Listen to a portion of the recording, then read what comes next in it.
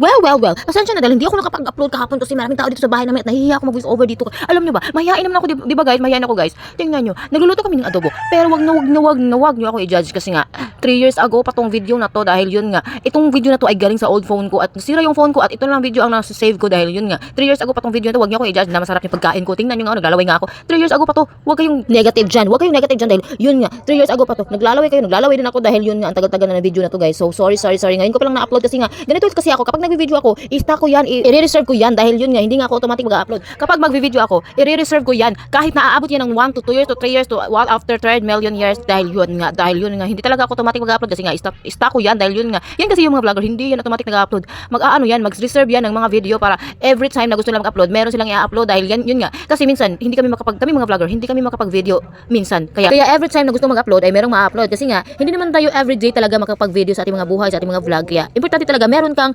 ma-stock na video, meron kang reserve ng mga video dyan sa phone mo para every time na gusto mo mag-upload, kahit hindi ka nag-video, marami kang stock na video. Kaya yun ang i-upload mo sa video mo. Yun ang i-upload mo sa Facebook mo, sa mga vlog mo dahil marami kang reserve na video. Huwag mong hiyaan na wala kang reserve na video sa phone mo dahil importante talaga marami kang reserve na video para anytime, anywhere, you can upload your Facebook video, Facebook vlog. Tingnan nyo nga sobrang sarap ng linuluto ko guys. Hindi ba kayo naglalaway ako, walang bombay dyan, walang sauce na bombay. Masarap siya pag may bombay na sauce guys. Tingnan nyo guys, oh. Basta ulitin ko, wag nyo akong i-judge dahil 3 years ago pa tong video na to dahil nare-reserve lang to sa phone ko at hindi ko ina-upload agad-agad dahil yun nga. Okay? Tingnan nyo sobrang sarap. Kumuha na kayo ng pagkain at kumuha na kayo dyan dahil para sa inyo yan. Sige, kumuha na kayo. Sige, ang sarap-sarap oh. Akala nyo hindi ako marunong magluto at kayo lang marunong magluto. Tingnan nyo i-judge nyo ako dahil yun nga adobo lang talaga ang kaya kong lutuin. Pero hindi talaga ako nagluluto nito. Nag-video lang ako para masabi nyo naman na marunong ako magluto para naman masabi nyo naman na masipag ako dahil hindi naman talaga. Okay lang magpapanggap, wag lang magpanggap sa taong hindi ka mahal, okay? Wag mo ipilit sa sarili mo sa taong hindi ka mahal. Wag kang magpanggap. Okay lang ako nagpanggap ako na ako nagluto pero hindi talaga ako nagluto dahil yun nga. Basta hindi lang sa taong hindi ka mahal dahil yun nga oh. Tinaguan ko na yan. Ano yung tinaguan?